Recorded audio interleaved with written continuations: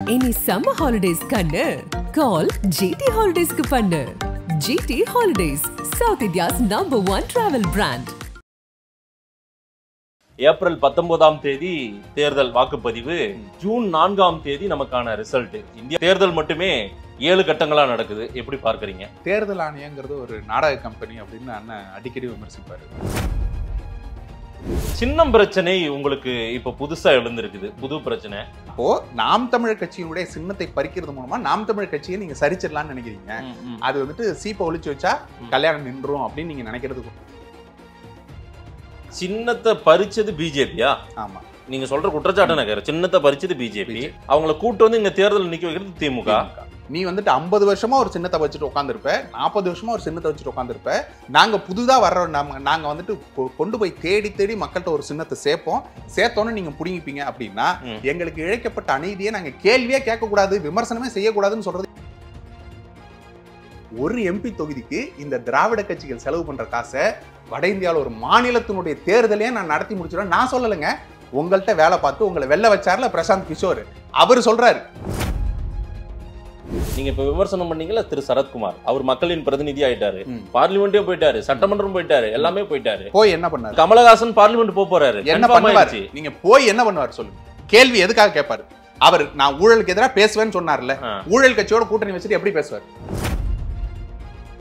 நாங்க வந்துட்டு கேபிள் திருடல, நாங்க வந்துட்டு போன் கனெக்ஷன் திருடல, நாங்க வந்துட்டு 2G ஸ்பெக்ட்ரம் வைக்கல, எலக்ட்ரோரியல் பாண்டு மூலமா கோடி கோடியா காசு வாங்கல, ஜனநாயகத்தின் மீது நம்பிக்கை கொண்டு ஒரு முறையாவது மாற்றத்தை உருவாக்கிட முடியுங்கிறத நாங்க நிக்கிறோங்கிறத மக்கள்கிட்ட கொண்டு போய் சேர்த்து இந்த 40% இருந்து ஒரு 20% வாக்களிக்க வந்தா போதும். உங்க நிலைமை என்ன ஆகும்னு யோசிச்சு பாருங்க. நான் ஒரே ஒரு கேள்விதான் கேட்கிறேன்.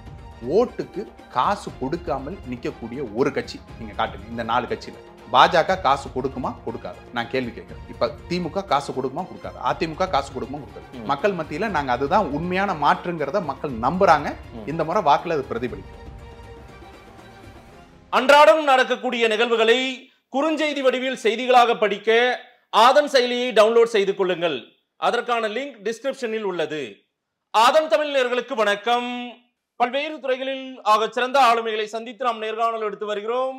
அந்த வகையில் நம்மோடு இணைந்திருக்கிறார் நாம் தமிழர் கட்சியின் மத்திய சென்னையினுடைய நாடாளுமன்ற வேட்பாளர் டாக்டர் கார்த்திகேயன் அவர்கள். அவரிடம் கேட்பதற்கு நிறைய இருக்குன்னு வாருங்கள், அவரிடமே கேட்போம். வணக்கம் கார்த்திகேயன் சார். வணக்கம். எப்படி இருக்கீங்க? நலமா இருக்கு. ரொம்ப மகிழ்ச்சி. மீண்டும் மத்திய சென்னையினுடைய நாடாளுமன்ற வேட்பாளராக நாம் தமிழர் கட்சி சார்பில் அறிவிக்கப்பட்டிருக்கீங்க. வாழ்த்துக்கள். நன்றி நன்றி. கடந்த முறையும் நீங்க தான் இதே மத்திய சென்னையினுடைய நாடாளுமன்ற வேட்பாளர். இந்த முறையும் உங்களையே தான் அறிவிச்சிருக்காங்க. ஆனா சின்னதா ஒரு குழப்பம் எல்லாம் வந்துச்சு இல்ல? அதுல ஃபாத்திமா ஃபர்கானாவுடைய பெயர் அறிவிக்கப்பட்டு அதற்கு பிறகு நீங்க மாறினீங்க. ஏன் அந்த குழப்பம்? இல்ல, குழப்பமெல்லாம் இல்லைங்க. தங்கை ஃபாத்திமாவுக்கு வந்துட்டு அவங்களுக்கு உறுதியா சீட்டு கொடுக்கணும் அப்படிங்கிறதுல அண்ணன் முனைப்பா இருந்தாரு. அதனாலதான் அறிவிச்சிருந்தாரு, எல்லாமே சொல்லியிருந்தாரு. ஆனா இன்னொரு இடத்துல பாத்தீங்கன்னாக்க ஒரு இஸ்லாமியர் பெண் வேட்பாளர் நிறுத்த வேண்டிய ஒரு சூழல் வந்துருச்சு. அப்ப அங்க நிறுத்தும் பொழுது ஃபாத்திமா கிட்ட கேக்குறாங்க, நீங்க உங்களால விட்டு கொடுக்க முடியுமான்னு. தங்கை விட்டு கொடுத்துட்டு அவங்கள நிக்க வச்சுட்டு இங்க வந்துட்டு இது பண்றாங்க. பிரதிநிதித்துவம் எல்லா இடத்துலயும் இருக்கணுங்கிறதுல அண்ணன் வந்துட்டு ரொம்ப குறிப்பா இருக்காரு. அது மத ரீதியாகவோ சாதி ரீதியாகவோ ஒருத்தவங்க யார் ஒடுக்கப்பட்டு இருக்கிறார்களோ அவர்களை மேல் கொண்டு வரணும், அது போல வந்துட்டு பண்றதுல மிக தெளிவா இருக்கிறாரு. அதன் மூலமாக தான் இந்த மாதிரி வேட்பாளர் தேர்வுகளை செய்யறாரு. அப்படி வந்துட்டு ஒரு இஸ்லாமிய பெண்ணுக்கு வேற ஒரு இடத்துல கொடுக்கப்பட்டதுனால இங்க ஃபாத்திமா கிட்ட விட்டு கொடுக்க சொல்லிட்டு அது பழைய வேட்பாளரா நிறுத்தணும் அப்படின்னு என்ன கொண்டு வந்து நிறுத்தி. தேர்தல் தேதி வேற அறிவிக்கப்பட்டிருக்கிறது. நம்ம அதை பார்த்துட்டு தான் உட்கார்ந்துருக்கோம். ஏப்ரல் 19ஆம் தேதி தேர்தல் வாக்குப்பதிவு, ஜூன் 4ஆம் தேதி நமக்கான ரிசல்ட். இந்தியா முழுமைக்கும் ரிசல்ட் ஒரு நாள்ல, ஆனா தேர்தல் மட்டுமே 7 கட்டங்களா நடக்குது. எப்படி பார்க்கறீங்க? தேர்தல் ஆணையங்கிறது ஒரு நாடக கம்பெனி அப்படின்னு அண்ணன் அடிக்கடி விமர்சிப்பாரு. அதை மீண்டும் மீண்டும் அவங்க நிரூபிக்கிறாங்க. ஒரே நாடு ஒரே தேர்தல் நாங்க ஒன்னா நடத்தி முடிச்சிருவோம், மொத்த நாட்டுக்கு உண்டான தேர்தல் எல்லாத்தையும் பண்ணுவோம், அது வந்துட்டு சட்டமன்ற தேர்தல் நாடாளுமன்றது எல்லாத்தையும் ஒன்னா பண்ணுவோம், அந்த அளவுக்கு திறமைசாலிங்கிறாங்க. எப்படி பாருங்க, ஒரு சாதாரண நாடாளுமன்ற தேர்தல் ஒரு தேர்தல், இந்த ஒரு தேர்தலையே 7 கட்டமா நடத்துறாங்க. இது ஒவ்வொரு முறையும் வந்துட்டு பாத்தீங்கன்னா 7 கட்டமா தேர்தல் நடத்துறது. ஏன்னா அவங்களால அந்த ஸ்ட்ரக்சர் இல்ல, ஒரு கட்டமாக உங்களால நடத்த முடியாது, குறைஞ்சது 2 கட்டமா கூட உங்களால பிரிச்சு நடத்த முடியாது அப்படிங்கிற லெவல்ல உங்களோட ஸ்ட்ரக்சர் இருக்கு. ரெண்டாவது பாத்தீங்கன்னா இந்த தேர்தல் ஆணையம் ஏன் இது இப்படி நடத்துது அப்படிங்கிறதுக்கு உண்டான பின்னணியா நீங்க யோசிச்சு பாத்தீங்கன்னா தெரியும். இதை வந்துட்டு 1 மாசம் தள்ளி வைக்கிறது மூலமா இந்த ஒரு மாசத்துக்கு வந்துட்டு இந்த வாக்கு பெட்டிகள் எல்லாத்தையும் ஒரு இடத்துல பூட்டி வச்சிருவாங்க. அதை நீங்க மின்னணு மூலமா என்ன வேணா மாற்றலாம், யாரும் எதுவும் அது கேள்வி கேட்க முடியாது. நம்ம இங்க வெளியில வந்துட்டு காவலுக்கு நிப்போம், யாரும் உள்ள பூந்துடக்கூடாது, பொட்டியை களவாடிடக்கூடாது. நம்ம பொட்டியெல்லாம் களவாடுறது இல்லை, நேரடியா உள்ள பூந்து எலக்ட்ரானிக்கலி எல்லாத்தையும் சேஞ்ச் பண்ணிட்டு போயிடலாம். இது ஒண்ணு. ரெண்டாவது பாத்தீங்கன்னாக்க எக்ஸிட் போல் அப்படின்னு ஒண்ணு எடுப்பாங்க.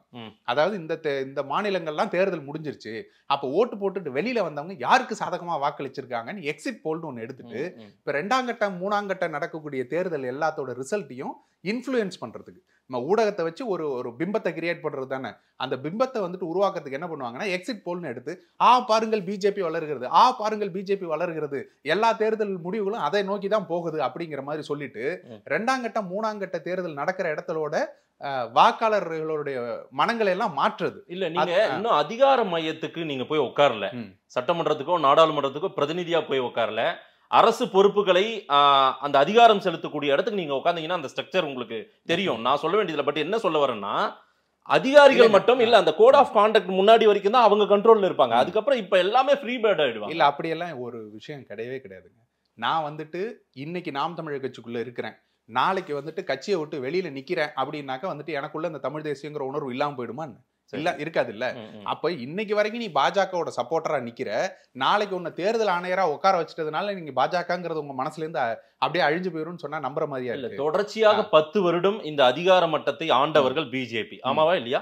இப்ப அடுத்து தேர்தல் ஒண்ணு வருதுன்னா எல்லோரும் மக்களின் மனநிலையே ஒரு ஆன்டி இன்கம்பன்சி டெஃபினட்டா இருக்கும். அதிகாரிகள் மட்டத்திலேயே அந்த ஆன்டி இன்கம்பன்சி இருக்குமா இருக்காதா? வேலை செய்ய போறது அதிகாரிகள். தேர்தல் ஆணையத்தை கூட நீங்க வந்து களங்கம் கற்பிக்க வேண்டாம். ஏன்னா 10 வருஷம் ஒரு கவர்மெண்ட் அவங்களே பார்த்துருக்காங்க. இல்லைங்க, ஒண்ணுமே இல்ல. அதிகாரிகளை ஏன் அவங்க மாத்திக்கிட்டே இருக்காங்க? ஒரு புது அதிகாரியை நான் வந்துட்டு பதவி உயர்வு கொடுத்து கொண்டு போய் அங்க உட்கார வைக்கிறேன் அப்படின்னாக்க அதுக்கு முன்னாடி நாள் பாஜக என்ன பண்ணிருக்கு, அந்த அதிகாரி என்ன பண்ணிருக்காரு?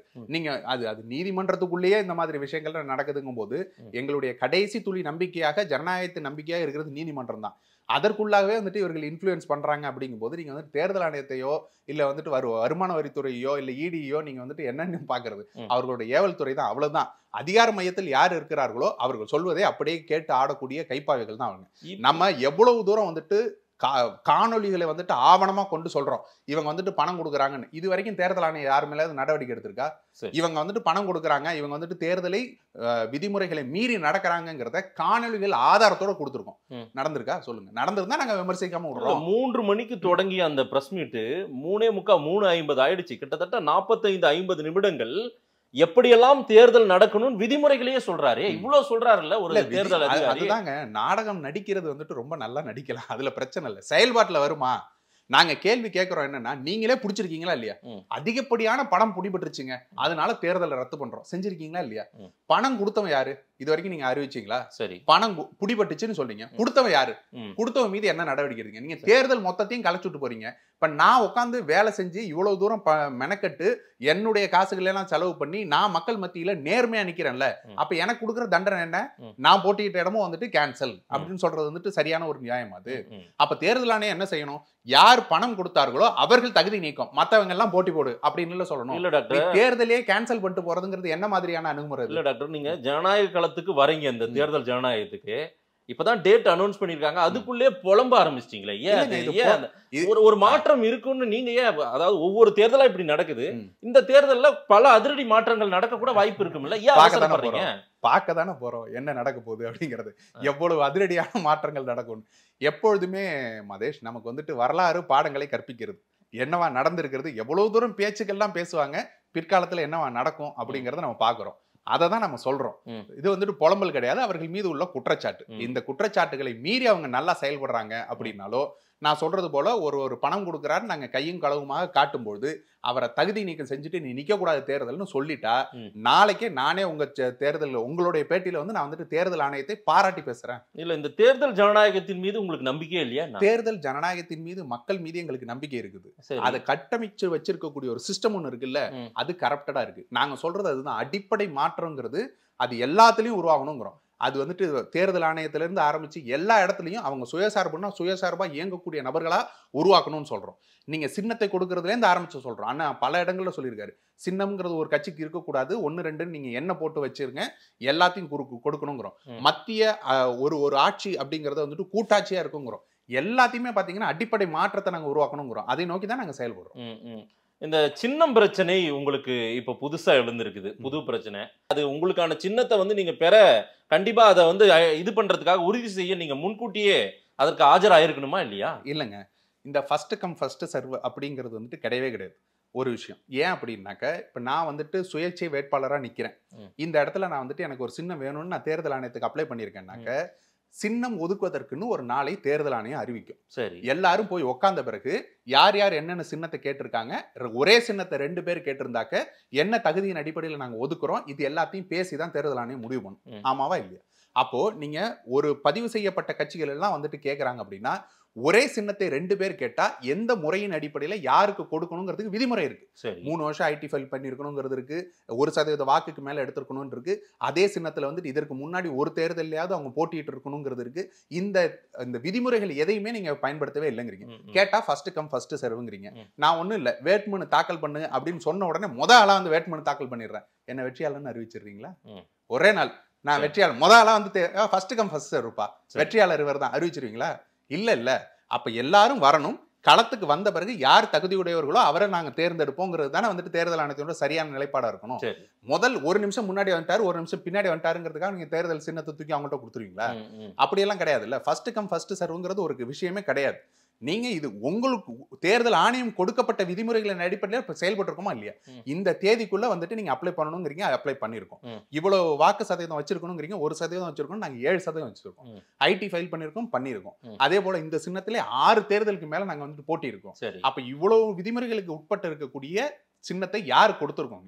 மாத்தி கொடுக்கிறதுக்கு பின்னாடி இருக்கக்கூடிய அரசியல் என்ன? இதனாலதான் நாங்க சொல்றோம், இல்ல அவங்களும் அந்த தகுதி வாய்ந்தவர்கள் தான் அந்த சின்னத்தை கொடுத்திருக்காங்க.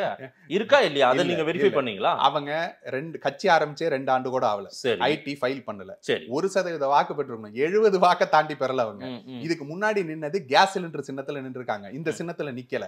ஒரே ஒரு தேர்தலா அவங்க போட்டிட்டு இருக்காங்க, அந்த தேர்தலையும் பாத்தீங்கன்னாக்க கேஸ் சிலிண்டர் சின்னத்துல நின்று இருக்காங்க. இப்பவே அவங்களுக்கு கொடுத்துருக்காங்க, அவங்க நேஷனல் பார்ட்டிங்க அதனால கொடுத்துட்டோம் அப்படிங்கிறாங்க. நேஷனல் பார்ட்டி ஒரு சிம்பிள் கொடுக்கணுமா இல்லையா? இப்ப பாஜகனா எல்லா இடத்துலயும் ஒரே சிம்பிள்ல தான் நிக்குது, இல்ல காங்கிரஸ்னா ஒரே சிம்பிள்ல தானே எல்லாத்துலயும் நிக்குது. நீ கேஸ் சிலிண்டர் கொடுத்தீங்கன்னா கேஸ் சிலிண்டர்லயே முழுசா நிக்க வேண்டியதுன்னு. நீங்க ஆந்திராவுக்கு கேஸ் சிலிண்டர், கர்நாடகாவுக்கு கேஸ் அடுப்பு, மத்த மாநிலங்களுக்கெல்லாம் விவசாயி. ஒரு கட்சிக்கு எதுக்கு 3 சின்னம்? நீ நேஷனல் பார்ட்டி தானே, ஒரு பார்ட்டி தானே, நீ எல்லா இடத்துலயும் ஒரே பார்ட்டி தானே போட்டிடுற, அப்ப ஒரே சின்னத்துல போக வேண்டியதானே? எதுக்கு உங்களுக்கு 3 சின்னம்? இந்த கேள்வி வருதா இல்லையா? அப்போ நாம் தமிழர் கட்சியினுடைய சின்னத்தை பறிக்கிறது மூலமா நாம் தமிழர் கட்சியை நீங்க சரிச்சிடலாம்னு நினைக்கிறீங்க. அது வந்துட்டு சீப்பை ஒழிச்சு வச்சா கல்யாணம் நின்றும் அப்படின்னு நீங்க நினைக்கிறதுக்கு நீங்க ப்ராப்பரா நீங்க வந்து அதற்கான கோரிக்கையை வைத்து கொடுக்காமல் விட்டாங்களா? நீங்க சரியா வரல, முதலில் வருபவர்களுக்கு முன்னுரிமை அது இல்லன்னு சொல்றாங்கல்ல, நீங்க முதல்ல போலன்றாங்க, கேட்கலன்னு. நான் இததான் இப்ப உங்களுக்கு உடைச்சு பேசினேன். முதலில் வருவதற்கு முன்னுரிமைங்கிறது ஒரு சட்டமே கிடையாது. ஏன்னா குழுக்கள் முறையில எல்லாம் இதுக்கு முன்னாடி நீதிமன்றம் வரைக்கும் போய் இவர் அன்லக்கின்றாங்களே, உங்களை வந்து அன்லக்கின்றாங்க. அதுதான் என்னோட தம்பி ஒருத்தன் +2 படிக்கிறான்.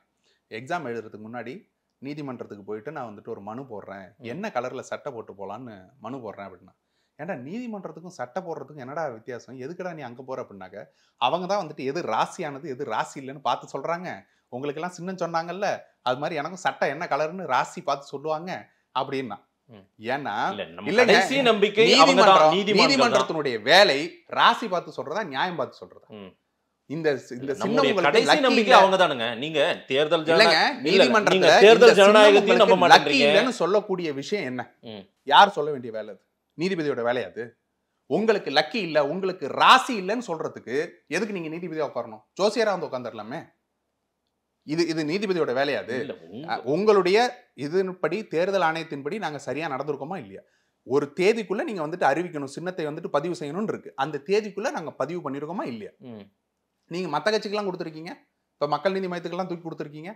அவங்க இத்தனைக்கு தேர்தலில் போட்டியே போடல, அவங்களுக்கெல்லாம் தூக்கி கொடுத்துருக்கீங்க. தேர்தல் ஆணையத்தை கொஸ்டின் பண்றீங்க, தேர்தல் ஜனநாயகத்தையும் நீங்க கொஸ்டின் பண்றீங்க, நீதிமன்றத்தையும் கொஸ்டின் பண்ணா என்னங்க அர்த்தம்? இல்லங்க, எல்லாமே சரியில்லைன்னா எப்படி இது? நாம் தமிழர் தான் சரியா இருக்கிறவங்க, மத்த எதுவுமே சரியா இல்லன்ற மாதிரி. நீதிமன்றத்தையோ நீதியோ நான் வந்துட்டு குற்றம் சொல்லல. சரி, நீதிபதி சொன்ன வார்த்தையை தான் நான் சொல்றேன். அவர் என்ன சொல்றாரு, உங்களுக்கு இது லக்கி இல்லைங்கிறாரு. லக்கி இல்ல போலயே நீங்க வேற சின்ன வாங்கிக்கோங்களேங்கிறாரு. சரியான வாதமா இருந்தா என்னவா வைக்கணும்? இது நீங்க செய்த தவறு, இதன்படி நீங்க வந்திருக்கிறது நீங்க வரல, அதனால உங்களுக்கு சின்னம் இல்ல அப்படி சொல்லியிருந்தா நாங்க ஏத்துட்டு போறோம். அதுதான் விவாதம் ஆயிடுச்சு. இல்ல அதுதான் விவாதம் ஆயிடுச்சு. அது அவர் சொல்லுமே. அவர் இல்ல, அது அவர் சொல்லணுங்கிற, அவர் அதை தானே சொல்லணும். ஒரு நீதிபதியாக அதை தானே சொல்லணும். உங்களுக்கு ராசி இல்லை போலவே அப்படின்னு சொல்றதுக்கு யார் அவருன்னு கேட்கிறோம். அப்போ நீதிபதியோட அந்த ஒரு வார்த்தையை தான் நான் சொல்றேனே தவிர அவர் சொல்ற தீர்ப்பையோ அதையோ நாங்க வந்துட்டு மறுத்து பேசல. அது வந்துட்டு நீங்க நீதிமன்ற அவமானம்னு திருப்பி எங்களை தூக்கி உள்ள வைப்பீங்க. நாங்க அது தேவையில்லை. நாங்க சொல்றது என்னன்னாக்க, இந்த வார்த்தை சொல்ல வேண்டியது நீதிபதியா ஜோசியர். சரி, சின்ன வேணா நல்ல எண்ணத்தை பார்த்து நீங்க வாக்களிங்கன்றீங்க. இது நீண்ட காலமா அண்ணன் சீமான் சொல்றதுதான். அப்புறம் ஏன் இப்படி சின்னத்துக்காக நீங்க அடுத்த சின்னத்தை பாருங்க, இல்லட்டா சின்னம் எல்லாமே களமானுங்க, அதே சின்னம் தான் வேணும்னு உறுதியா நிக்கல. உறுதியா நாங்க களமாடுறதுக்கு தயாரா இருக்கோம். சரி, என்ன ஒரு விஷயம்னா, ஆயுதங்கள் இல்லாம சண்டை போடணும்னா எல்லாரும் ஆயுதம் இல்லாம மல்யுத்தம் பண்ணணும். நீ துப்பாக்கி தூக்கிட்டு வருவ, நான் மல்யுத்தத்துக்கு வரணும் அப்படின்னு சொல்றது இருக்கு இல்லையா, அது எப்படி வந்துட்டு லெவல் பிளேயிங் ஃபீல்டா மாறும். சின்னம் இல்லாம போட்டி போடணும்னா எல்லா கட்சியும் சின்னம் இல்லாம போட்டி போடணும். நல்ல எண்ணங்களை பார்த்து போட்டி போடுங்கன்னாக்க, நீ வந்துட்டு 50 வருஷமா ஒரு சின்னத்தை வச்சுட்டு உட்காந்துருப்ப, 40 வருஷமா ஒரு சின்னத்தை வச்சுட்டு உட்காந்துருப்ப. நாங்க புதுதா வர்றோம், நாங்க வந்துட்டு கொண்டு போய் தேடி தேடி மக்கள்கிட்ட ஒரு சின்னத்தை சேர்த்தோன்னு நீங்க புடிங்கிப்பீங்க அப்படின்னா, எங்களுக்கு இழைக்கப்பட்ட அநீதியை நாங்க கேள்வியே கேட்க கூடாது, விமர்சனமே செய்யக்கூடாதுன்னு சொல்றது என்ன மாதிரி மனம்? இல்ல, இது ஒரு தற்செயலான ஆக்சிடென்ட் மாதிரி பார்க்க முடியாது. நீங்க ஏன் இதை வந்து ஒரு களங்கம் கற்பிக்கிறீங்க? இதுல ஒரு கட்சி, அதுவும் பிஜேபி, இந்த இந்தியாவே ஆளக்கூடிய பிஜேபி வாழ போறாங்களா அடுத்து அப்படின்றத இப்ப தேர்தலில் தெரிஞ்சிட போகுது. இந்தியாவை 10 வருடம் ஆண்ட ஒரு பிஜேபி, இப்ப ஆண்டு கொண்டிருக்க பிஜேபி நாம் தமிழர் கட்சியை பார்த்து அவங்களுக்கு பயப்படுறாங்க அப்படின்னா என்ன? ஒரு விஷயம் அது நமக்கு என்னன்னாக்க, இங்க இருந்து அவர்களுக்கு உளவுத்துறை செய்தியை கொடுக்குறது. சரி, இங்க வந்துட்டு அவங்க நினைச்சாங்க அதிமுகவினுடைய வாக்குகளை நம்ம சரிக்க பிஜேபி வளரும்னு நினைச்சாங்க. ஆனா உளவுத்துறை ரிப்போர்ட் என்ன சொல்லுதுன்னா, அதிமுக வாக்கு சரி இங்க நாம் தமிழர் கட்சி வளர்ந்து கொண்டு இருக்குது, 3வது பெரிய கட்சியா இருக்கிறது, 2ஆம் இடத்துக்கு போவதற்குண்டான வாய்ப்புகள் அதிகமா இருக்குன்னு அவங்களுக்கு தோணுது. அப்போ இந்த கட்சியை வந்துட்டு நம்ம சரிச்சா மட்டும்தான் நம்மளால நிக்க முடியும் அப்படிங்கறது அவங்களுக்கு தெரியுது. அப்ப அதற்காக என்ன பண்றாங்க, நீங்க அதிமுகவை எப்படி சிதைக்கிறோம், அவங்களோட கூட்டணி எப்படி சிதைக்கிறோம், அவர்களுடைய சின்னத்தை எப்படி பறிக்கிறோம், இது எல்லாத்தையும் அவங்க பண்றது போலவே இங்கேயும் வந்துட்டு நாம் தமிழர் கட்சியும் நம்ம சீண்டுவோம், நாம் தமிழர் கட்சியும் நம்ம சரிப்போம், அப்பதான் நாம முன்னேற முடியும்னு பாஜக நினைக்குது. இங்க தமிழகத்தில் தன்னுடைய காலை ஊன்றுவதற்கு பாஜக திட்டமிட்டு கொண்டிருக்கும்போது அதற்கு தடையாக நிக்கிற ஒரு கட்சியாக நாம் தமிழர் கட்சி தான் இருக்கு. அப்ப இதை உடைக்கணும் அப்படிங்கிறது தான் அவங்க சின்னத்தை பறிக்கிறாங்க. இது வெளிப்படையா தெரிஞ்ச எல்லாருக்கும் தெரிஞ்ச ஒரு அரசியல். இது அரசியலை உற்று நோக்கக்கூடிய எல்லாருக்கும் புரியும். சரி, இப்ப அவங்களால முடியல அப்படின்னாக்க, சின்னத்தை உடைச்சிட்டாக்க நம்ம வந்துருவோம் அப்படின்னா, அந்த சின்னத்தை தூக்கி ஒரு கட்சி கொடுத்தாங்க.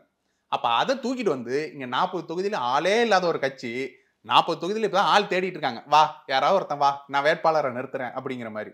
அந்த ஆளை தூக்கிட்டு வந்து டம்மி வேட்பாளரை நிறுத்துறதுக்கு இன்னொரு கட்சி வேலை செய்யுது. யாரு இன்னொரு கட்சி? திமுக வேலை செய்யுது. இது பிஜேபி உங்களுக்கு படுத்தாலையும் தூங்கி எந்திரிச்சாலையும் நான் உங்களுக்கு ஆதாரத்தோட சொல்றேன். இல்ல இது வரைக்கும் பெருசா சொன்னது திமுக, இப்ப நாடாளுமன்ற தேர்தல் பிஜேபி. நாங்க ஆதாரத்தோட சொல்றேன். ஏன்னா இப்ப அந்த ஐக்கிய பிரஜா பிரச்சனை கட்சி ஏதோ ஒண்ணு இருக்குல்ல, அவங்க நல்ல தமிழ்ல கூட அழகா பேர் வச்சிட்டாங்க, நல்லா இருக்கு. பாரதிய மக்கள் ஐக்கிய கட்சி, பாரதிய ஜனதா அயோக்கிய கட்சி இருக்குல்ல, அந்த அயோக்கிய கட்சி என்ன பண்ணுதுன்னா, இங்க தமிழகத்துல கிளைய திறந்துருக்கோம் 2 மாசத்துக்கு முன்னாடி. சரியா, அதற்கு உண்டான ஆள் யாருன்னு பாத்தீங்கன்னாக்க, நீங்க அவர் எங்க இருந்தார், இதுக்கு முன்னாடி எங்க இருந்தாரு, சாதிய கட்சியினுடைய ஒரு உறுப்பினரா தலைவரா இருக்கிறார், சாதிய அமைப்பினோட உறுப்பினரா இருக்காரு. எந்த சாதிய அமைப்பு அப்படின்னு பாத்தீங்கன்னா, KNR போகக்கூடிய இடங்கள் எல்லாத்துலயும் போஸ்டர்ல அவரோட படமும் இருக்கு, எல்லாத்தையும் அவருடைய சாதியில கலந்து கொண்ட மேடை பிரச்சாரங்கள் இருக்கு. இப்ப அவர் கூட சேர்ந்த கூட்டணி யாரு, தெலுங்கு தேச கட்சி. நீங்க அவங்கள்ட்ட கேட்கல, தெலுங்கு தேசம்னா என்னப்பா, தமிழ் தேசம்னா என்னன்னு கேள்வி கேட்கறீங்க, யார் தமிழர்கள்னு கேள்வி கேட்கறீங்க. பிரஸ்ல யாருமே அங்க கேட்கல, தெலுங்கு தேசம்னா என்ன, எதுக்காக வச்சிருக்கீங்க அந்த கட்சியை, அப்ப எந்த மக்களுக்காக நீங்க போராடுவீங்க, தெலுங்கு தேசத்துக்கும் தமிழ்நாட்டுக்கு என்ன சம்பந்தம், இந்த கேள்வி எல்லாம் நீங்க சொல்றீங்கல்ல, இங்க பெரும்பான்மையான தெலுங்கர்கள் இருக்காங்க அப்படின்னு நீங்க அடையாளப்படுத்துறீங்களா? இல்ல, நாங்க பிரதிநிதித்துவமே இருக்காங்கன்னு தமிழக மக்கள் ஓட்டு போட்டு சட்டமன்றத்துக்கு போன பிரதிநிதிகளை இவங்க தெலுங்கர் 10 பேர் இருக்காங்க, 20 எம்எல்ஏக்கள் தெலுங்கர்கள், 10 எம்எல்ஏக்கள் தெலுங்கர்கள் அடையாளப்படுத்துறது நீங்க தானே. அப்ப அவங்களுடைய அடையாளத்தை காப்பதற்கு அது குறைஞ்சபட்சம் உங்ககிட்ட இருந்து அவங்க பாதுகாக்கிறதுக்காக உருவாக்கப்பட்டதா கூட இருக்கலாம். இருக்கட்டும், இது என்ன நாடு, தமிழர் நாடு. தமிழ்நாடு எதற்காக நீங்க மொழி வரியா வந்துட்டு தேசத்தை பிரிச்சீங்க, எதுக்காக பிரிச்சீங்க? அப்போ இந்த தமிழர் நாட்டில் தமிழர் நலம் வர வேண்டும், இந்த மொழி சார்ந்தவர்கள் ஒரு இனமாக இருக்க வேண்டும்ங்கிறதுக்காக தான் நீங்க பிரிச்சீங்க. அப்ப தெலுங்குக்குன்னு ஒரு தேசம் இருக்கா இல்லையா, ஒரு நாடு பிரிக்கப்பட்டிருக்கா இல்லையா? அங்க போயிட்டு நீங்க நாங்க தமிழ் தேசியம்னு பேசினாங்க விட்டுருவீங்களா? கர்நாடகாவில் ஓட அடிக்கிறான், தமிழன்னு தெரிஞ்சாலே அடிக்கிறான், அங்கெல்லாம் நீங்க கேள்வி கேட்கல. ஏன் இதை வந்துட்டு அவங்கள பாதுகாக்கிறதுக்கு ஒரு கட்சி அவங்க ஆரம்பிக்க கூடாது, அவங்க ஒன்னா நிக்க கூடாதுன்னு கேட்கல. இங்க வந்தாக்க உங்கள் மீது இது வரைக்கும் ஏதாவது ஒரு தாக்குதல் நடத்தப்பட்டிருக்கா? மாண்பின் ஜனநாயக மாண்பின் பேர் இனமாக தமிழ் இனம் இருக்குங்கிறது தானே உங்களுக்கு பிரச்சனையா போயிடுச்சு. அப்ப நீங்க என்னவா நினைக்கிறீங்க, நாங்க வந்துட்டு தெலுங்கு தேசம் கட்சின்னு நாங்க வச்சுட்டு நீங்க கூட்டணி வச்சிட்டு இருப்பீங்க. நீங்க முன்னாடி இருந்த ஆட்கள்லாம் யாருன்னு திரும்பி பார்த்தா தெரியும். டம்மி வேட்பாளர்கள் எப்படி திமுக நிறுத்துங்கிறது இதுக்கு முன்னாடி தேர்தல்ல பார்த்திருக்கோம். இதை நாங்க ஆதாரபூர்வமா சொன்னா நீங்க சிரிப்பீங்க. இல்ல நான் என்ன கேக்குறேன், சின்னத்தை பறிச்சது பிஜேபியா? ஆமா, நீங்க சொல்ற குற்றச்சாட்டு நான் கேக்குறேன். சின்னத்தை பறிச்சது பிஜேபி, அவங்கள கூட்டு வந்து இங்க தேர்தல் நிக்க வைக்கிறது திமுக. வேற யாரையாவது சொல்லுங்க, இன்னும் 2 பேரை சொல்லுங்க. என்னங்க இது? நீங்க இது என்ன எல்லாரும் திராவிடம் ஐயா முத்துராமலிங்க தேவர் அவர்கள் சொல்லியதை நான் உங்களுக்கு சொல்றேன். ஆரியமும் திராவிடமும் வெவ்வேறு அல்ல. அவர்கள் 2 பேரும் கை கூப்பி கை கொலுக்கி கட்டி அணைத்து ஒன்றாக சேருவார்கள், சேர்ந்திருக்காங்க. அவ்வளவுதான். நீங்க நாங்க தமிழர்கள், நாங்கள் தமிழ் தேசியம் நீங்க பேசும்பொழுது இந்த தமிழ் தேசியத்தை வீழ்த்தணும்னாக்க அதிமுகவும் பிஜேபியும் திமுகவும் வேறு வேறு அல்ல, எல்லாரும் ஒண்ணுதான். அவங்க ஒன்னாதான் நிப்பாங்க, ஒன்னாதான் நிக்கிறாங்க. இல்லங்க, நாம் தமிழர் கட்சியை வீழ்த்தணும்னு பிஜேபி நினைக்கிறாங்க, திமுக நினைக்கிறாங்க, எல்லாரும் நினைக்கிறாங்கன்ற மாதிரி நீங்க உங்களை வந்து ஒரு பெரிய பெம்மா காட்டிக்கணும் அப்படின்னு நீங்க இந்த தேர்தலுக்கு காட்டிக்கணும் நீங்க நினைக்கிறீங்க. நாங்க காமிக்கல. என்ன நடக்குதுங்கிறது அரசியலை உற்று நோக்குங்க, உங்களுக்கே தெரியும். ஏன்னாக்க திமுக இங்க என்ன நினைக்குது, யார் எதிர்கட்சின்னு நினைக்குது, பிஜேபி எதிர்கட்சின்னு நினைக்குதா? ஆமா. நான் இப்ப சவால் விடுறேன். இப்ப நான் சவால் விடுறேன். இந்த தேர்தல்ல பிஜேபி எங்கெல்லாம் தன்னுடைய வலிமையான கேண்டிடேட்னு போட்டி போடுதோ, திமுக தன்னுடைய உதயசூரியன் சின்னத்துல அவங்களுக்கு எதிராக போட்டி போடுமா? நான் சவால் நான் சவால் விடுறேன். போட்டி போடுவாங்க. நீங்க பாரு, போட்டி போடுவாங்க சார். பாப்போம். நான் இந்த சவாலை நான் விடுறேன். சரி, நாம் தமிழர் கட்சி பிஜேபி எங்கெல்லாம் நிக்குதோ அங்கெல்லாம் நாம் தமிழர் கட்சியினுடைய வேட்பாளர்கள் களமாடுவார்கள். பிஜேபிக்கு எதிராக நாங்க நிப்போம். பிஜேபி வேட்பாளருக்கு எதிராக திமுக வேட்பாளர் நிக்கவே மாட்டாங்களா என்ன?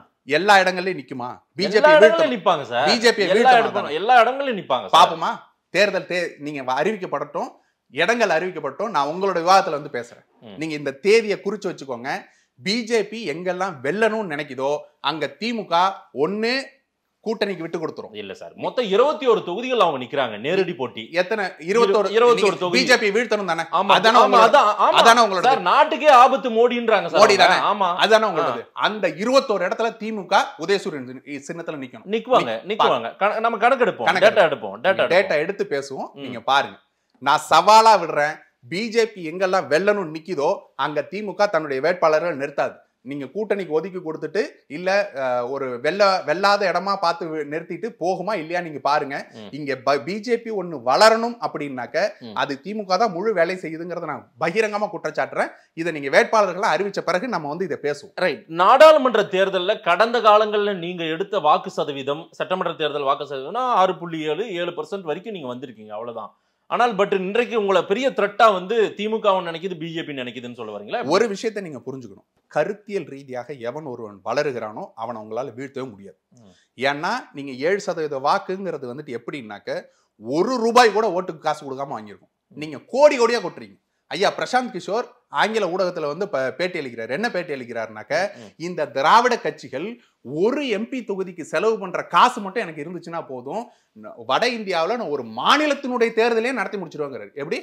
ஒரு எம்பி தொகுதிக்கு இந்த திராவிட கட்சிகள் செலவு பண்ற காசை வட இந்தியாவில் ஒரு மாநிலத்தினுடைய தேர்தலையே நான் நடத்தி முடிச்சிருவேன். நான் சொல்லலைங்க, உங்கள்கிட்ட வேலை பார்த்து உங்களை வெல்ல வச்சார்ல பிரசாந்த் கிஷோர், அவர் சொல்றாரு. அப்படின்னாக்க எவ்வளவு கோடி ரூபாய் நீங்க கொட்டுறீங்க உங்களோட வாக்குக்கு, உங்களோட சதவீதத்துக்கு அப்படிங்கிறது. நீங்க மிஞ்சி போனா 30% வாங்குறீங்க இல்லையா?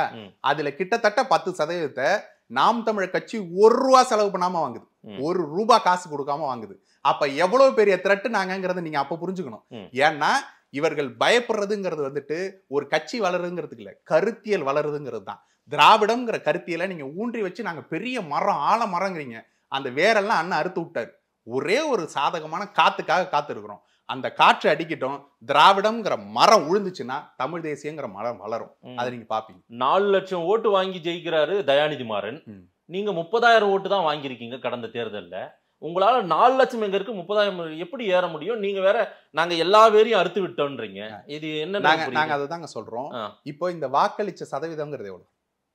மத்திய சென்னையில நீங்க எடுத்து பாருங்க, வாக்களிச்ச சதவீதம் சொல்லுங்க. உங்களுக்கு 50% தாண்டல. சரி, 52%, 54%. சரி, ஒவ்வொரு தேர்தலும் போதும் இந்த சென்னைக்குள்ள நடக்கக்கூடிய தேர்தலில் 50% 57% அதிகபட்ச வாக்கு. மீதி 40%க்கு மேல உள்ள நபர்கள் வாக்கு செலுத்தவே வர்றதில்லை. ஏன் வர்றதில்லை? ஜனநாயகத்தின் மீதே அவங்களுக்கு நம்பிக்கை எல்லாம் போயிடுச்சு. நீங்க எவ்வளவு பெரிய கோடீஸ்வரனா இருந்தாலும் உங்களை நம்பி வாக்களிச்சு வெல்ல வைக்கணுங்கிற நம்பிக்கையே எல்லாம் போச்சு. இப்ப இந்த 40% பேர் வாக்களிக்க வந்தா அவங்களோட நிலைமை என்ன? கேள்வி அதுதான். இந்த 40% மக்களும் வாக்களிக்க வர வைக்கிறதுக்கு நாங்க இறங்கி வேலை செய்யறோம். நாங்க இங்க நம்பிக்கையாக நாங்க நிக்கிறோம். ஜனநாயகத்தின் மீது நம்பிக்கை கொண்டு கடைசி துளி நம்பிக்கையாக நாங்க நிக்கிறோம். படித்தவர்களாக, இளைஞர்களாக, கையில் கரைபிடியாத கரங்களோட நாங்க நிக்கிறோம். நாங்க வந்துட்டு கேபிள் திருடல, நாங்க வந்துட்டு போன் கனெக்ஷன் திருடல, நாங்க வந்துட்டு 2G ஸ்பெக்ட்ரம் வைக்கல, நாங்க வந்துட்டு இந்த எலக்ட்ரோரியல் பாண்டு மூலமா கோடி கோடியா காசு வாங்கல. நாங்க நிக்கிறோம். ஜனநாயகத்தின் மீது நம்பிக்கை கொண்டு ஒரு முறையாவது மாற்றத்தை உருவாக்கிட முடியுங்கிறத நாங்க நிக்கிறோங்கிறத மக்கள்கிட்ட கொண்டு போய் சேர்த்து இந்த 40% இருந்து ஒரு 20% வாக்களிக்க வந்தா போதும். உங்க நிலைமை என்ன ஆகும்னு யோசிச்சு பாருங்க. இவங்க யாருமே ஓட்டுக்கு காசு வாங்காத நபர்கள். சரி, இவங்க வந்து ஓட்டளிச்சாக்க உங்க நிலைமை என்ன ஆகுறத யோசிச்சு பாருங்க. எப்படி ஜெயிக்க முடியும்னு நீங்க கேக்குறீங்க. வெல்ல முடியாத படை என்று இந்த உலகத்திலே ஒண்ணு கிடையாது. நாங்க வென்று காட்டுவோம். தயாநிதி மாறனுக்கு நாடாளுமன்ற அனுபவம் இருக்கிறது. அவரு மினிஸ்டராவே இருந்திருக்காரு. அவரை எதிர்த்து நீங்க போட்டியிடுறேன்னு சொல்றீங்க. எந்த நம்பிக்கையின் அடிப்படையில மக்கள் வாக்கு செலுத்துவாங்க? பிறக்கும் போதே தயாநிதி மாறன் நாடாளுமன்ற உறுப்பினராக பிறந்தாரா? இல்ல. அவர் வளர்ந்தாரு. ஒரு அவர் போட்டிட்டாரு. வென்ற பிறகுதானே வந்துட்டு போனாரு. இப்ப நாங்களும் வென்றாலும் எங்களுக்கும் அதே அனுபவம் வரும்ல. அப்ப நாங்களும் அமைச்சர் ஆகிறதுக்கு உண்டான அனுபவம் எங்களுக்கும் வரும்ல. நாடாளுமன்ற உறுப்பினர் ஆகிறதுக்கு உண்டான அனுபவம் எங்களுக்கும் வரும்ல. அந்த அனுபவம் வரும், அவ்வளவுதான். நாங்க மக்கள்கிட்ட நிக்கிறதுக்கு வந்துட்டு அனுபவம் இருக்கணும். நான் ஏற்கனவே வந்துட்டு கல்யாணம் பண்ணிருந்தாதான் இப்ப நீ பொண்ணு கொடுப்பேன்னு சொல்ற மாதிரி அது. நாங்க வென்று வருவோம். வென்று வந்த பிறகு நாங்க நிப்போம். என்னவா இருப்போங்கிறத உங்களுக்கு காமிப்போம். நாங்க எங்களுடைய நடவடிக்கைகள் மூலமா காமிக்கிறோம். நாங்க எங்களுடைய கருத்துக்களை எடுத்து வைக்கிறோம். மக்கள் மத்தியில நாங்க என்னவா இருக்கிறோம் அப்படிங்கறத காமிக்கிறோம். இது வரைக்கும் நாங்க வந்துட்டு ஊழல் லஞ்சத்துல மாட்டல இல்லையா? நாங்க ஆட்சியில உட்காரல. ஆட்சியில உட்காந்து அப்படி கோடி கோடியா கொள்ளை அடிச்சோங்கிறது குற்றச்சாட்டு இல்ல வந்துட்டு பல கொலைகளையோ கற்பழிப்புகளோ செஞ்சோன்னு இல்ல. ஏதாவது செஞ்சிருக்கோமா? நாங்க எந்த கரைபிடியாத கரங்களோட மக்கள் மத்தியில நிக்கிறோங்கிறது இருக்கு இல்லையா? மாற்றத்துக்காக நிக்கிறோம் இருக்குல்ல. இன்னொன்னு, மாற்றம்னு சொல்லிட்டு உள்ள வந்த கட்சிகள் எல்லாம் என்னவா ஆயிருக்கு அப்படிங்கறத மக்கள் பாக்குறாங்க. நாங்க வந்துட்டு இந்த கட்சிகள் எல்லாம் தான் மாற்றம் அப்படியே டிவி எல்லாம் போட்டு உடைச்சிட்டு வந்துட்டு இந்த தடவை உனக்கு சீட்டே கொடுக்க முடியாது பண்ணா பரவாயில்லைங்க என்ன சேர்த்துக்கோங்க அப்படின்னு போய் யார்கிட்டையும் காலில் விழுந்து கெஞ்சல இல்லையா? இல்ல, யாரும் காலில் விழுலைங்க. அதெல்லாம் ஒண்ணும் கிடையாது. நீங்க என்ன காலில் விழுந்தாங்க கையில விழுந்தாங்க? நீங்க என்ன பண்ணாரு கேளுங்க. அவரு ஸ்டார் கேம்பெயினரா கொடுத்திருக்காங்க. அவருக்கு ஸ்டார் கேம்பெயினர். ஒரு ஸ்டார் ஏற்கனவே ஸ்டார். ஒரு வேட்பாளர் கொடுக்கல, ஒரு சீட்டு கொடுக்கல, அவருக்கு இடம் கொடுக்கல. கட்சி உங்களை நம்பி ஓட்டு போட்ட அத்தனை பேர். இதே மத்திய சென்னையில் நீங்க சொன்னீங்களா நான் 30,000 ஓட்டு வாங்கினேன்னு, அந்த இடத்துல 90,000 ஓட்டு வாங்கினார் ஐயா கமிலா நாசர். என்ன எதுக்காக அந்த 90,000 பேர் ஓட்டு போட்டாங்க? தயாநிதி மாறனுக்கு போட்டு போயிருக்கலாமே. ஏன் உங்களுக்கு போட்டாங்க? அப்ப நீங்க மாற்றத்துக்காக நிப்பீங்க. கொள்ளையடிக்கிறவனுக்கு எதிராக நீங்க கேள்வி கேட்பீங்க. எல்லாத்தையும் பண்ணுவீங்கன்னு சொல்லிட்டு தானே உங்களுக்கு ஓட்டு போட்டாங்க. இப்ப என்ன பண்ணீங்க? அந்த ஓட்டெல்லாம் கொண்டு போய் அடமானம் வச்சுட்டீங்க. நான் நேர்மை மிகு கொம்பன் அப்படிம்பாரு.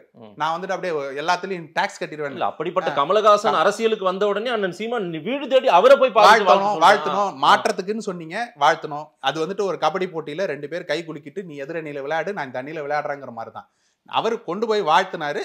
இப்ப நீங்க வேற யார் அரசியலுக்கு வந்தாலும் வாழ்த்துவோம், வர்றதுல வரவேற்போம். அதுல எல்லாம் பிரச்சனை இல்லை. நீங்க என்னவா குரல் கொடுக்குறீங்க, நீங்க என்னவா பேசுறீங்கிறத விமர்சிப்போம். அது வேற. இது களம்ங்கிற வரும்போது எதிராதான் விளையாடுவோம். நாங்க விளையாண்டு காமிப்போம். இப்ப நீங்க என்னவா பண்ணீங்கிறது இருக்குல்ல.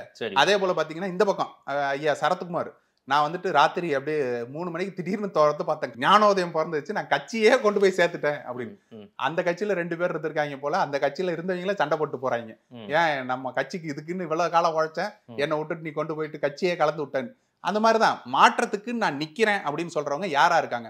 மாற்றம் முன்னேற்றம்னு சொன்னவங்க இப்ப எங்க நிக்கிறாங்க? 2 பக்கம் பேசிட்டு இருக்காங்க. நான் இந்த பக்கம் கூட்டணியா இந்த பக்கம் கூட்டணியான்னு சொல்லிட்டு. அப்போ உண்மையாக மாற்றமாக இங்க யார் நிக்கிறாங்க அப்படின்னாக்கா, நாம் தமிழர் கட்சி தன்னுடைய காலை வலுவாக ஊன்றி மக்கள் மத்தியில ஒவ்வொரு முறையும் விலை போகாமல் எந்த கட்சியோடும் கூட்டணி பேசாம, பேரம் பேசாம, பொட்டி வாங்காம நாங்க மக்கள் மத்தியில நிக்கிறோங்கிறது இருக்குல்ல, அதுவே மிகப்பெரிய வெற்றி தான். மக்கள்கிட்ட கொண்டு போய் சேர்ப்போம். நாங்க உண்மையா நிக்கிறோம், நாங்க வந்துட்டு மாறல. ஒரு கட்சி வந்துட்டு இவ்வளவு கோடி ரூபாய் கொடுத்தாலும் நாங்க வந்துட்டு பேரம் பேசல, நாங்க வந்துட்டு சோரம் போகலங்கிறத கொண்டு போய் நிறுத்துறோம்ல.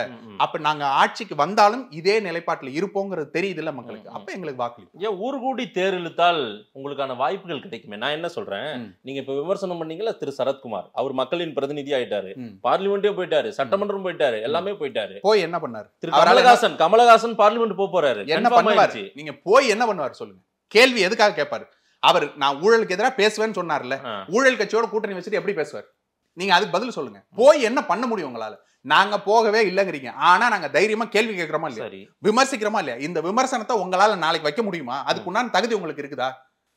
நீங்க ஐயா வைகோ என்ன பண்ணாரு? சாதிக் பாஷா மரணத்துக்கும் திமுகவுக்கும் இது இல்லையானாரு. இப்ப அதே கேள்வி கேட்க சொல்லுங்க.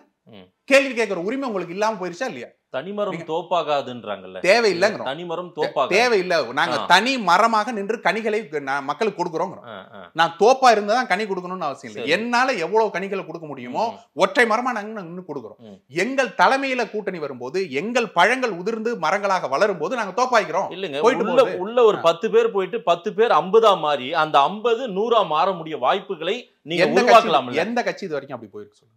10 பேர் உள்ள போன கட்சி இது வரைக்கும் எந்த கட்சி அப்படி திரும்ப வந்துட்டு 100 மாறி இருக்கு? 10 பேர் உள்ள போன கட்சி ஒண்ணும் இல்லாம போனதை நான் காமிக்கிறேன். தேமுதிக என்ன ஆச்சு சொல்லுங்க? கூட்டணி வச்சாங்க, உள்ள போனாங்க, எதிர்கட்சியா உட்கார்ந்தாங்க. திமுக 3ஆம் இடத்துக்கு தள்ளிட்டு 2ஆம் இடத்துல உட்கார்ந்தாங்க.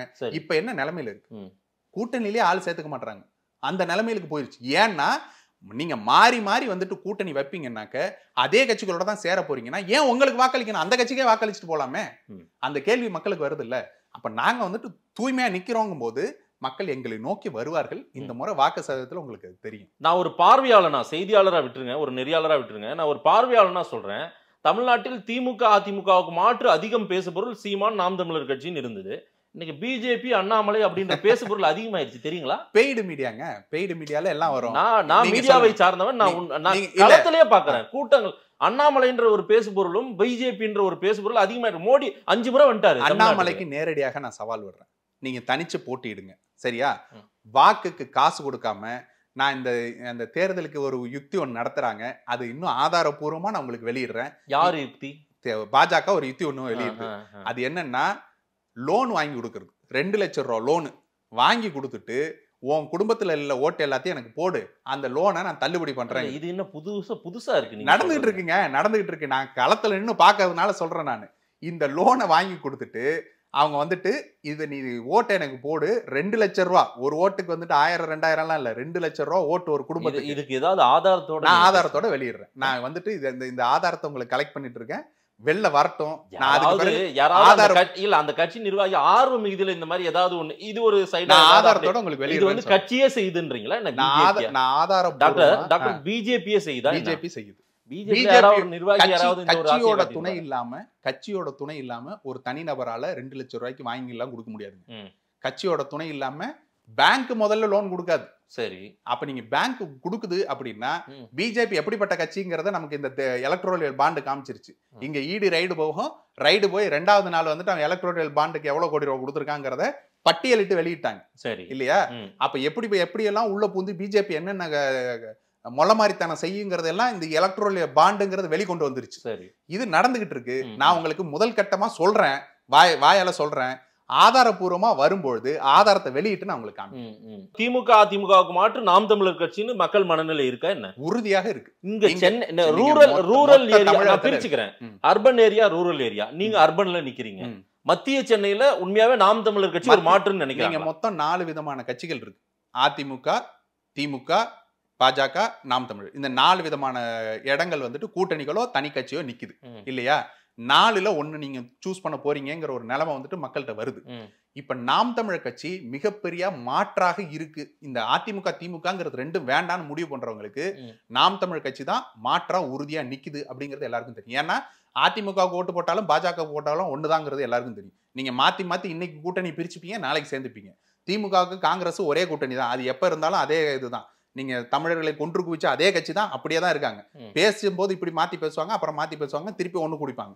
இது எல்லாமே நடந்து கொண்டே இருக்குது. அப்ப இது எல்லாத்தையும் மாத்திட்டு, இந்த சிஸ்டத்தை மொத்தமா மாத்திட்டு நம்பிக்கை எல்லாத்தையும் திருப்பி கொண்டு வர, ஜனநாயகத்தின் மீது நம்பிக்கையை கொண்டு வரக்கூடிய ஒரு கட்சியாக நாம் தமிழ் கட்சி இருக்கு. நான் ஒரே ஒரு கேள்விதான் கேட்கிறேன். ஓட்டுக்கு காசு கொடுக்காமல் நிக்கக்கூடிய ஒரு கட்சி நீங்க காட்டுங்க. இந்த 4 கட்சியில பாஜக காசு கொடுக்குமா கொடுக்காதா? நான் கேள்வி கேட்கிறேன். இப்ப திமுக காசு கொடுக்குமா கொடுக்காது, அதிமுக காசு கொடுக்குமா கொடுக்காது. அப்ப உண்மையா இந்த ரமணா படத்துல காமிப்பாங்கல்ல, லஞ்சம் வாங்குற எல்லாரையும் காட்டி கொடுக்குறான்னா அவன் யாரா இருப்பான்? லஞ்சம் வாங்காத ஒருத்தனா தான் இருப்பான்னு சொல்லுவாங்கல்ல. அது போல ஆட்சிக்கு வந்தா நேர்மையா உட்கார்றவன் யாரா இருப்பான்னாக்க உங்களுக்கு ஆட்சிக்கு வர்றதுக்கு முன்னாடி லஞ்சம் கொடுக்காதவனா தான் இருப்பான். அதை நாங்க கொண்டு வந்து நிறுத்துவோம். மக்கள் மத்தியில நாங்க அதுதான் உண்மையான மாற்றுங்கிறத மக்கள் நம்புறாங்க.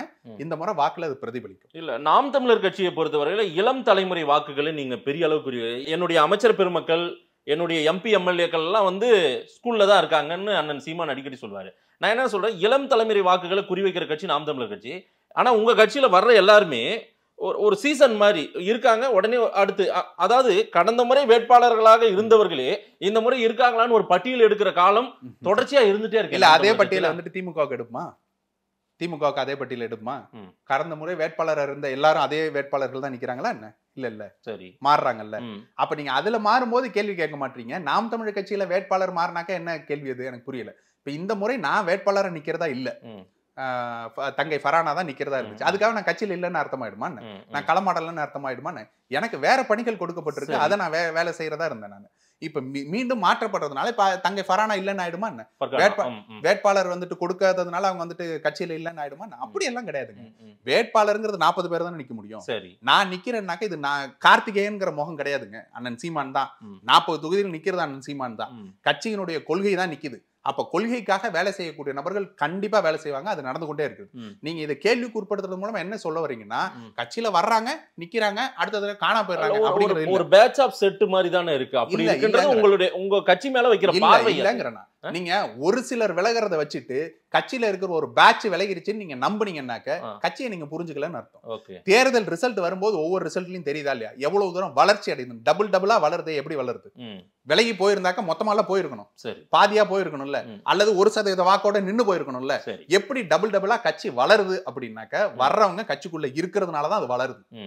அதை நீங்க வந்துட்டு அப்படி விமர்சிக்கிறது தவறு. தொடர்ச்சியாக மத்திய சென்னையிலே நீங்க போட்டிடுறீங்க. மத்திய சென்னைக்கும் கார்த்திகேயனுக்கும் என்ன சம்பந்தம்? அந்த தொகுதியை பத்தி கார்த்திகேயனுக்கு என்னதான் தெரியும்? இல்லங்க, மத்திய சென்னைங்கிறது தமிழ்நாட்டுல இல்லையா?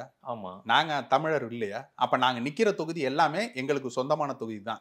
இப்ப தயாநிதி மாறனுக்கும் மத்திய சென்னைக்கு என்ன தொகுதி, என்ன சம்பந்தம்? அவரோட தொகுதிங்கிறாங்க, என்ன சம்பந்தம்? அவர் நின்னாரா? அவரோட இடமா அது? அவருக்கு பட்டா போட்டு கொடுத்துருக்கா? இல்ல இல்ல, வந்து நிக்கிறாரு. இப்ப இங்க தமிழ்ச்சி தங்கபாண்டியன் நின்னாங்க, அந்த தொகுதிக்கும் அவங்களுக்கு என்ன சம்பந்தம்? எல்லா கேள்விகளும் அதே தான். நீங்க கேள்வி கேக்குறீங்கன்னாக்க அப்படியே திருப்பி உங்களை பத்தியும் கேட்டுக்கோங்க, என்ன நடக்குது அப்படிங்கிறது. இப்ப நாங்க என்ன சொல்றோம், நாங்க இந்த இடத்துல நிக்கிறோம், நின்னு வென்று போனா அங்க என்ன செய்வோங்கிறத வந்துட்டு வெளிப்படையா அறிவிக்கிறோம். நான் இப்ப நீங்க கொடுத்த வாக்குறுதிகளை என்ன செஞ்சிருக்கீங்க? மக்களை வந்து சந்திச்சிருக்கீங்களா? முதல்ல மக்கள் கண்ணு முன்னாடி உங்களை பார்த்துருக்காங்களா? இதுக்கு முன்னாடி எப்ப வருவீங்க? அப்படியே தேர்தல் நேரத்துல கடைசி 2 நாள் நீங்க, நாங்க வெயில எல்லாம் கடந்து மழையில எல்லாம் கடந்து வந்துட்டு வாக்கு சேகரிப்போம். கடைசி 2 நாள் மட்டும் அப்படியே சாயந்தரமா வந்துட்டு வெளிச்சத்தை மட்டும் போட்டுட்டு வருவீங்க இல்லையா? அப்படியே காட்சி அளிக்கிற மாதிரி, கடவுள் காட்சி அளிக்கிற மாதிரி காட்சி அளிச்சுட்டு போயிருவீங்க. திரும்ப உங்க மக்கள் எப்ப பாக்குறது? இந்த மாதிரி வெள்ளம். தயாநிதி மாறன் மத்திய சென்னைக்கு இந்த 5 வருஷமா எவ்வளவு நடமாடி இருக்காரு காட்டுங்க. திரு சேகர் பாபுவோட அவருடைய பயணங்களை நம்ம பார்த்திருக்கோம். ஏன்னா சேகர் பாபு அமைச்சர் வரும்போது வருவாரு, உதயநிதி ஸ்டாலின் வரும்போது அவர் வருவாரு, ஸ்டாலின் வரும்போது வருவாரு. நீங்க தனியா எப்ப வந்தீங்க? தொகுதிக்குள்ள எப்ப வந்தீங்க கேளுங்க, அதான் கேள்வி. நீங்க வெள்ளம் வந்துச்சு, வெள்ளம் வந்த போது சன் டிவியை கூப்பிட்டு போயிட்டு கேமரா சகிதமா போனீங்க, ஒரு 4 போட்டோ எடுத்துட்டு போயிட்டீங்க. மக்கள் வெள்ளத்துல அல்லாடும் போது யார் நின்று அங்க உதவி பண்ணுது? உங்க கட்சியும் வரல, நீங்களும் வரல. இதுதான் மக்களுக்கு வந்துட்டு அவ்வளவு தூரம் கொந்தளிச்சு போய் நிக்கிறாங்க. இப்போ மக்கள் பிரச்சனைகள் இவ்வளவு தூரம் இருக்கு, போராட்டங்கள் அவ்வளவு நடக்குது. எந்த போராட்டத்துக்காக நீங்க போய் நின்று இருக்கீங்களா? போய் மக்களை சந்திச்சு ஏன் போராடுறீங்க, அதுக்கு தீர்வு நான் கண்டு தர்றேன், ஏதாவது ஒரு போராட்டம் சொல்லுங்க. நீங்க மக்கள் போராடினதுல ஏதாவது ஒரு இடத்துல நின்று நாங்க இதை செஞ்சுட்டோம் சொல்லுங்க. மக்கள் போராடின இடத்துக்கெல்லாம் நாம் தமிழ் கட்சி போய் நின்று இருக்கு, அண்ணன் சீமான் இருக்காரு. இதே சென்னையில, வட சென்னையில, மத்திய சென்னையில நடந்த அத்தனை போராட்டங்கள்லயும், மருத்துவர்கள் போராட்டத்திலேருந்து, செவிலியர்கள் போராட்டத்திலேருந்து, ஆசிரியர்கள் போராட்டத்திலேருந்து எல்லாத்துலயும் அண்ணன் சீமான் போய் நின்று இருக்காரு. இந்த வள்ளுவர் கோட்டத்துல அவ்வளவு போராட்டங்கள் நடக்குது. ஏதாவது ஒரு போராட்டம் நீங்க சொல்லுங்க, போய் நான் நின்னேன், மக்களுக்கு செவி சாய்ச்சேன் சொல்லுங்க. நாங்க கேள்வி கேட்போம்ல, நாங்க வந்தா இதெல்லாம் செஞ்சு கொடுப்போம். இங்க நீங்க வந்துட்டு மழை நீர் வந்தாக்க நான் 22 சென்டிமீட்டர் மழை பெஞ்சாலும் தாங்குற அளவுக்கு நாங்க வந்துட்டு வேலை செஞ்சு முடிச்சிட்டோம், 99% முடிச்சிருச்சு அப்படின்னு அமைச்சர். சரி, அவரோட போதாத காலம் பாத்தீங்கன்னா 22 சென்டிமீட்டர்ல மழை வந்துருச்சு. மழை வந்து அடுத்த நாள் பார்த்தாதானே தெரியுது மக்கள் எவ்வளவு தூரம் வெள்ளத்துல மிதக்குறாங்க அப்படின்னு சொல்லிட்டு. அப்ப நீங்க சொல்றதெல்லாம் என்னவா இருக்கு, செயல்பாட்டுல நீங்க என்ன செய்றீங்கிறத மக்கள் பார்த்துட்டாங்க. நாங்க வந்து இந்த முறை உங்களுக்கு நீங்க எதெல்லாம் தவறு செஞ்சீங்களோ எல்லாத்தையும் சுற்றி காமிப்போம். நாங்க சொல்றது இருக்குல்ல, மக்கள் மத்தியில் அது எப்படி செய்வோங்கிறத நிரூபிச்சுக்காங்க. இந்திய தேசியத்தை ஏற்காத ஒரு கட்சி நாம் தமிழர் கட்சி, கரெக்டா? ஏற்கறீங்களா இல்லையா? இந்திய தேசியத்துக்கு உட்பட்ட அரசியல் கட்சியாகத்தான் நாம் தமிழர் கட்சி இருக்குது. ஆமா. ஆனா இந்திய தேசியம் தமிழர் நலனின் என்னவா இருக்குங்கிறது தான் கேள்வியா கேட்கும். ரைட். எங்களுக்கு தமிழ் தேசியங்கிறதுடைய இறுதி இலக்குன்னு ஒன்று வச்சிருக்கிறோம். அது என்னன்னா தமிழர்களுக்குன்ற ஒரு நாடு அமைப்பது அப்படிங்கிறதுல வந்துட்டு தெளிவா இருக்கிறோம். நீங்க எவ்வளவுதான் இதை நீங்க வந்துட்டு கேலிக்குள்ளாக்கினாலும் நக்கலுக்கு உண்டாக்கினாலும் எங்களுடைய இறுதி இலக்குங்கிறது இதுதான். உலக பந்தில் தமிழருக்கென்று ஒரு நாடை உருவாக்குவது அப்படிங்கிறது தமிழ் தேசியங்கிறது உறுதியா இருக்கிறோம். அதுல எந்த மாற்று கருத்தும் இல்லை. அது இந்தியாக்குள்ளதான் இருக்கணுமா, தமிழ்நாட்டை தனியாக பிரிச்சு எடுக்கிறோமானாக்க அதை நோக்கி நாம் தமிழர் கட்சி இல்ல. நாம் தமிழர் கட்சி இங்க தேர்தலில் பங்கேற்கிறதுன்னு வந்த பொழுதே இந்திய தேசியத்தினுடைய ஆட்சி அமைப்புக்கு உட்பட்டு அதனுடைய கருத்தியலுக்கு உட்பட்டு தான் வந்திருக்குங்கிறது எல்லாருக்கும் தெரிஞ்சதுதான். அப்ப நாடாளுமன்றத்துக்குள்ள நீங்க ஏன் போறீங்க அப்படிங்கிற கேள்வி எழுப்புறவங்களுக்கு நாங்க சொல்லக்கூடிய பதில் இதுதான் கேள்வியே. அதுதான் நீங்க எந்த கேள்விக்கு வர்றீங்கிறது எங்களுக்கு தெரிஞ்சிச்சு. எங்கள் மீது என்ன விமர்சனம் வைக்கப்படுதுங்கிறது விமர்சனம் தாங்க. அதை வந்து அவருக்கு தான் சொல்றேன். விமர்சனம் வச்சார்ல அவருக்கு தான் சொல்றேன். இந்திய தேசியத்துக்கு உட்பட்டு தாங்க எல்லா அரசியல் கட்சியும் செயல்படுது. அண்ணன் திருமாவளவன் இந்திய தேசியத்தை ஏத்துக்கிறாரா தமிழ் தேசியத்தை ஏத்துக்கிறாரா? இந்திய தேசியத்தை எதிர்க்கிறேன்னு தானே அவர் சொல்றாரு. நாடாளுமன்றத்துக்குள்ள ஏன் போய் குரல் ஒலிக்கணும்னு நினைக்கிறாரு. அப்ப இங்க இந்த தமிழர்களுடைய ஒரு குரலாக நாங்க போய் ஒலிக்கணும், என்னுடைய உரிமையை நான் வாங்கி கொடுக்கணுங்கிறதுல அண்ணன் திருமாவளவனுக்கு என்ன உரிமை இருக்கிறதோ அதே தானே நாம் தமிழர் கட்சிக்கும் இருக்கு. அப்ப அந்த கேள்வி உங்கள்கிட்ட கேட்டா வலிக்குது, நீங்க எங்கள்கிட்ட மட்டும் கேட்பீங்க இல்லையா? இந்த கேள்வியை நாங்க திருப்பி கேட்கிறோம். தமிழ் தேசியம் தான் அண்ணன் திருமாவளவனும் பேசுறாரு. அப்ப அவர்கிட்ட நீங்க கேட்கல, ஏன் நீங்க நாடாளுமன்றத்துக்கு போறீங்க, ஏன் அந்த ஓட்டெல்லாம் நீங்க வாங்குறீங்க, நாடாளுமன்றத்துக்கு போட்டியிடாதீங்க அப்படின்னு அவர்கிட்ட சொல்லல. அப்ப நாம் தமிழர் கட்சி செஞ்சா மட்டும் உங்களுக்கு வலிக்குதா? கேள்வி அதுதானே. விமர்சனம் வச்சவர்கிட்ட தான் நான் கேட்கிறேன், உங்கள்கிட்ட கேட்கல. நீங்க என்னவா கேள்வி கேட்கறீங்களோ அந்த கேள்வியை திருப்பி உங்கள்கிட்டே போடுவோம், நீங்க பதில் சொல்லுங்க. உணர்வுகளை தட்டி எழுப்புறீங்களா? நீங்க பேசுறது எல்லாமே உணர்வுகளை தட்டி எழுப்புறீங்க. ஒரு மூளைச்சலவைன்னு சொல்றாங்களே. உணர்வற்றவனா இருந்தா என்ன பிணம்பிங்க, சரி இல்லையா? உணர்வற்றவனா இருந்தா என்ன ஜடம்பிங்க இல்லையா? கோமால இருக்கிறேன். அப்ப உணர்ச்சி இருந்தால்தான் மனிதன், உணர்வோடு இருக்கிறவன் தான் மனிதன். அடுத்த தலைமுறை எனக்கு பாதிக்கப்படுதுன்னு தெரியும் போது, கண்ணுக்கு எதிர்க்க தெரியும் பொழுது தட்டி கேள்வி கேட்காம நான் உணர்ச்சியற்ற பிண்டமா இருந்தேன்னா தான் என்ன நீங்க விமர்சிக்கணும். உணர்ச்சியோட இருந்தேன்னா பாராட்டுங்க. உணர்வுகளோட இருக்கிறது தான் இங்க வந்துட்டு அடுத்த தலைமுறையை பாதுகாக்கும். அந்த பாதுகாப்பை நோக்கி நாம் தமிழர் கட்சி வளருது. இறுதியா ஒரு கேள்வி, ஏன் நாம் தமிழர் கட்சிக்கு வாக்களிக்க வேண்டும்? குறிப்பா மற்றவர்கள் எல்லாம் புறக்கணித்து விட்டு உங்களை ஆதரிக்க வேண்டும் சொல்றதுக்கு என்ன ஒரே ஒரு ரீசன் சொல்ல முடியுமா? ஒரு காரணம், நாம் தமிழர் கட்சியை வாக்களிக்கணும்னா உங்களுக்கு பிறக்க போட பிள்ளைங்க இங்க வளரும் போது நல்ல குடிநீரோ நல்ல காற்றோ நல்ல மலை வளமோ மழை வளமோ நீர் வளமோ இருக்கணும்னா நாம் தமிழர் கட்சிக்கு வாக்களிக்கணும். இது இயற்கை சார்ந்தது தானே. இதெல்லாம் அது காலகாலமா ஒவ்வொரு காலநிலை மாறும்போது இதெல்லாம் மாறதானே செய்யும். மலையை உடைக்கிறது யாரு? இயற்கை உடைக்குதா? கல்குவாரி வச்சு மலையை உடைச்சு கேரளாவுக்கு ஏற்றுமதி பண்றது யாரு? இயற்கை உடைக்குதா? அப்ப இங்க திமுக காரங்க தானே உடைக்கிறாங்க. திமுக அமைச்சர்கிட்ட கேட்கும்போது அதெல்லாம் கான்ட்ராக்ட் விட்டாச்சுங்க, அதெல்லாம் எங்களால கேள்வி கேட்க முடியாதுன்னு சொல்றது யாரு? கேள்வி கேட்கறதுக்கு திராணி உள்ள ஒரு நபராக நாம் தமிழர் கட்சி தனி கட்சியா நின்று தடுத்து நிறுத்துது. அத்தனை லாரிகளை வந்துட்டு கன்னியாகுமரியில் நாங்க புடிச்சு நிறுத்துறோம். நீங்க இவ்வளவு பெரிய ஆட்சி அதிகாரத்துல இருக்கீங்க, உங்களால கேள்வி கேட்க முடியாதா என்ன? அப்ப நீங்க கண்டும் காணாம போறதுக்கு உங்களுக்கு வந்துட்டு பல கோடிகள்ல காசு வருது, நீங்க கண்டு காணாம போறீங்க. நாங்க அப்படி இருக்க முடியாது. அடுத்த தலைமுறை இங்க வாழணும்னா இந்த இயற்கை வளம் இருக்கணுங்கிறத நாங்க நம்புறோம். அப்படி நம்பிக்கைக்காக நாங்க வந்துட்டு நிக்கிறோம், களமாடுறோம். இது நீங்க நினைச்சு பாருங்க. நீங்க இப்ப வாழ்ந்துட்டு போயிருவீங்க, ஒரு கண்ணை புடுங்கி நான் வித்துட்டு கோடீஸ்வரன் ஆயிடுறேன், லட்சாதிபதி ஆயிடுறேன், கிட்னியை புடுங்கி வித்துட்டு நான் வந்துட்டு லட்சாதிபதி ஆயிடுறேங்கிறத நீங்க வளர்ச்சி நீங்க நினைச்சீங்கன்னாக்க உங்களோட வாழ்க்கை என்னவாகுங்கிறத கேள்வி கேட்கிறேன். மலையை வெட்டி தின்னுட்டு நாங்க வந்துட்டு கனிம வளத்தின் மூலமாக வருமானத்தை பெருக்கிறோம் அப்படின்னு நீங்க சொல்றீங்கன்னா நாளைக்கு என்னவாகும் இந்த தமிழகம்ங்கிற கேள்வியை நாங்க எழுப்புறோம். அப்ப நீங்க அடுத்த பாலைவனமா நீங்க மாற்றத்துக்கு முன்னாடி ஒரு நல்ல எதிர்காலத்தை நோக்கி இருக்கணும்னா நாம் தமிழர் கட்சிக்கு வாக்களிங்க. 30,000 வாக்குகள் கடந்த முறை வாங்கினீங்க. இந்த முறை என்ன இலக்கோடு? வெற்றி தான் சொல்லுவீங்க. என்ன இலக்கோடு நீங்க வந்து என்ன ஒரு பயணத்தோடு தொடங்க? 30,000 வாக்குங்கிறது 30% வாக்கா மாற்றணுங்கிறது எங்களுடைய இலக்கா. 30% வாக்கா மாற்றணுங்கிறது இலக்கா இருக்கு. அதை நோக்கிய பயணத்துல நான் சொல்றேன். நான் சொன்னது போல வாக்களிக்க வராதவர்களுடைய எண்ணிக்கையே 40% இருக்கு. எங்களுக்குன்னு ஒரு 10% இருக்கு. இந்த வாக்களிக்க வராதவர்களை வாக்களிக்க வர வைக்கிறதுக்குண்டான வேலைகளை நாம் தமிழர் கட்சி தீவிரமாக செய்கிறது. நிறைய விஷயங்கள் தேர்தல் நேரத்துல களத்திலையும் நாம் சந்திப்போம். நிறைய நேரம் கொடுத்து இந்த நேரத்துல நான் நேரம் கேட்டதுமே கொடுத்து வந்திருக்கீங்க. மக்கள்கிட்ட கொடுப்போம், மக்கள் என்ன சொல்றாங்கன்னு பார்க்கலாம். உங்கள் கட்சி மீதான விமர்சனங்கள் வெளியில என்ன பேசுறாங்களோ அதை தான் நான் கேள்வியா வச்சேன். என்னுடைய நோக்கம் எதுவும் இல்லை, அது அப்படியே மக்கள்கிட்ட கொடுக்குற, மக்கள் புரிந்து கொள்ளட்டும். நேரில் வந்து நேரம் கொடுத்து பேசியமைக்கு நன்றி டாக்டர் கார்த்திகேயன். மிக்க நன்றி.